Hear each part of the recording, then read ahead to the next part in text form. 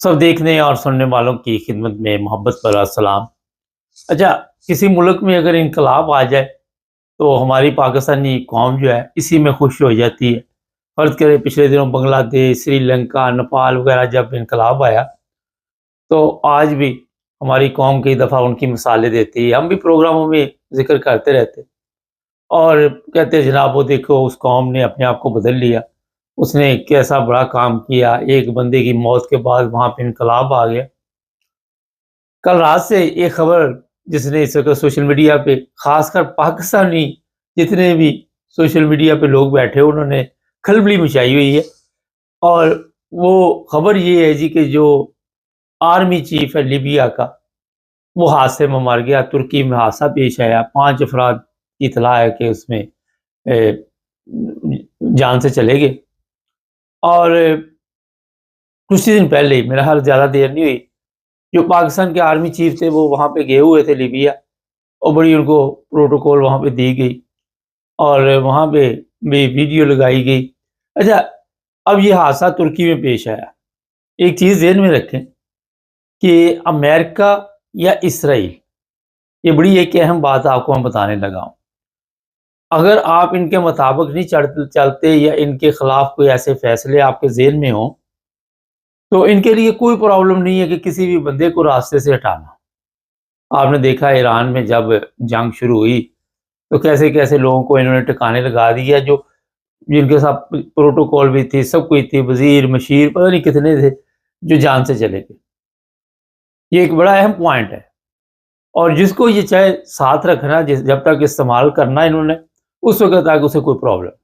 आपने एक दफ़ा आजकल कुछ मसाइल पैदा हुए हैं हमारे चीफ ऑफ आर्मी स्टाफ के और अमेरिका के दरमियान भी। तो यहाँ पे जो आने वाले दिनों में कि ज़ाहिर है अमेरिका के साथ हम टक्कर नहीं ले सकते और इसराइल के दफ़ा के लिए अब ये खबरें शुरू हो गई है कि ये जनाब हमारी फ़ौज जाएगी। कल तक लोगों को ये बताया जाता था कि इमरान खान जो है वो यहूदी एजेंट है, लेकिन अब जो कुछ सामने आ रहा है वो आप सबको पता चल चुका है कि क्या होने वाला है। इसमें इख्तलाफात भी हैं मुसलमान ममालिक के और अंडरग्राउंड कुछ और चल रहा है। सामने जो फ़िल्म दिखाई जा रही है वो ज़ाहिर है छोटी-मोटी जो खबर होती है उसी के हिसाब से फिर लोग जो है वो आगे बातचीत करते हैं। लेकिन अमेरिका के बगैर अगर आपके हमारा आर्मी चीफ या हमारा मुल्क जो है वो सिस्टम जो है वो चल सके तो बड़ा मुश्किल है। हम बड़े दावे करते हैं कि इसराइल से बड़ी ताकत है हमारे पास एटम वाला, उसके ज़्यादा हमारे पास कोई इतनी ताकत नहीं है। वो छोटा-सा मुल्क है, पूरी दुनिया को उसने उँगलियों पे नचाया हुआ है। लेकिन क्योंकि हमने अपने आप को ये बताया कि हम बड़े बहादुर हैं और ऊपर से हमने ये भी मार्का मारा है कि इंडिया से जो जंग हमने जीती है, अब इंडिया भी आराम से नहीं बैठा हुआ वहाँ पे। हिंदुस्तान जो है वो किसी वक़्त दोबारा हमला कर सकता है। इसराइल के प्राइम मिनिस्टर की दोबारा अमेरिका जा रहे हैं, जनाब ट्रंप से मुलाकात है, ईरान के ऊपर दोबारा हमले का प्रोग्राम है और वो कहता है जनाब ये दोबारा एटम बना रहे हैं, तो इतने दिनों में ज़ाहिर जिसके पास जो भी मुआद होगा वो उससे फ़ायदा उठाएगा और कोई ना कोई बहाना बना के दोबारा ईरान के ऊपर भी हमला होगा, पाकिस्तान के ऊपर भी। ये जो 2026 इसमें आप लिख लें, कोई ना कोई ऐसा हमला करवाया जाएगा जिससे जो पाकिस्तान के नारे हैं कि हम जीत गए हैं, उसे किसी न किसी तरह कोई गोल-मोल किया जाएगा और ये आने वाले दिनों में आप चेक कर लीजिएगा। अच्छा जी, कौम को बहुत मुबारक हो। दूसरी बड़ी खबर आपको मैं देने लगा हूँ और जो पीआईई थी आपकी, वो बिक गई है।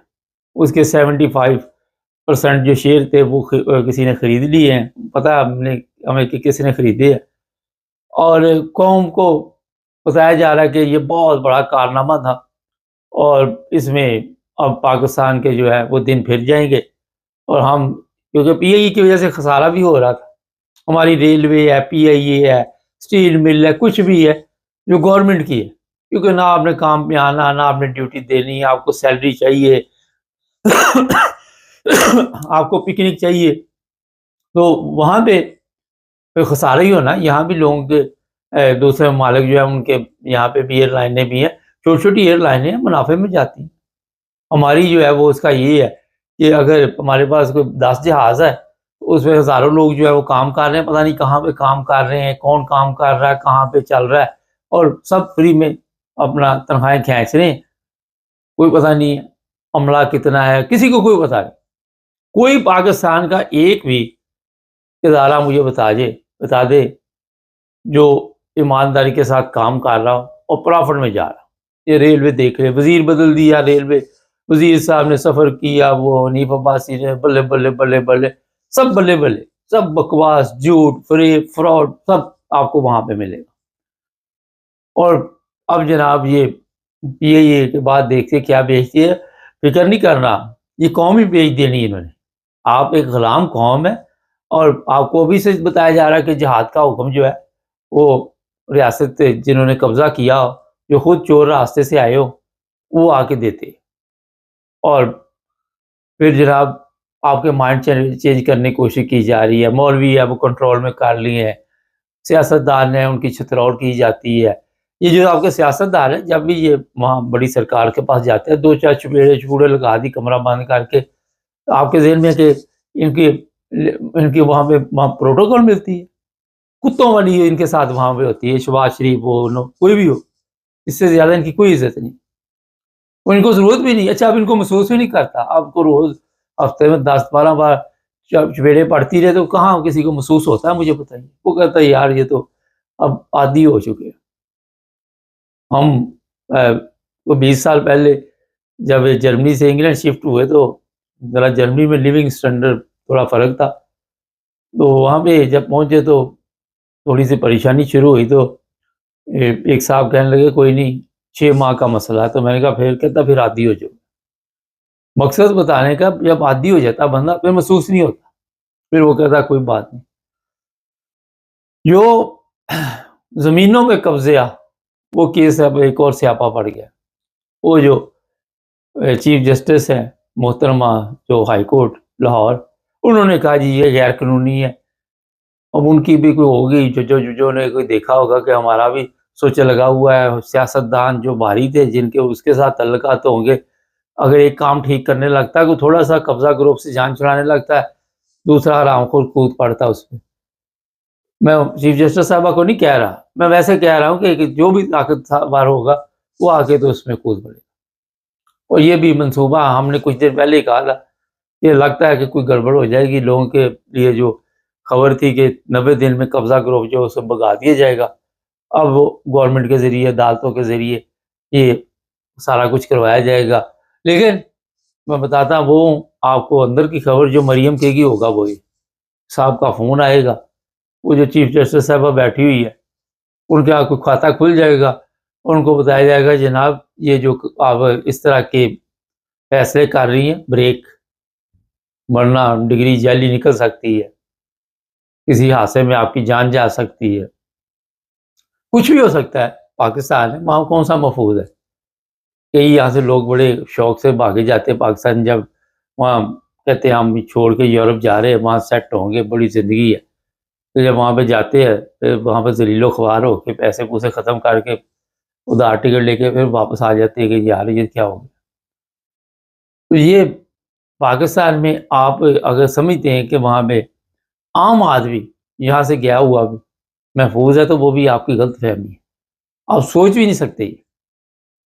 میں پچھلے دنوں 2-3 جگہ پہ لوگوں کے ساتھ ملاقات ہوئی، وہ بھی سیاست پہ باتیں کرتے ہیں، لیکن وہ کہتے جناب جب ان کو میں نے کہا کہ آپ کے پاس یہ علم ہے، آپ کے پاس یہ سارا کچھ ہے، چلو آپ ہمارے چینل پہ نا بات کریں، اپنا یوٹیوب چینل بنا لیں.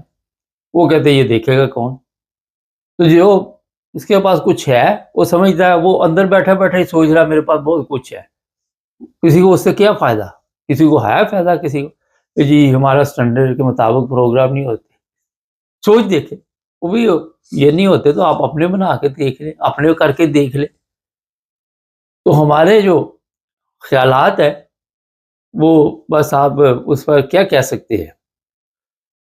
ناظرین یہ 3-4 چیزیں جو آپ کو میں نے بتائی ہے، آخر پہ میں یہ بتاؤں گا کہ آرمی چیف لیبیا کا وہ مر گیا اور خوشی ہم منا رہے ہیں وہ کسی امید پہ کہ شاید کبھی ہمارے دن میں پھر جائے لیبیا کی وجہ سے.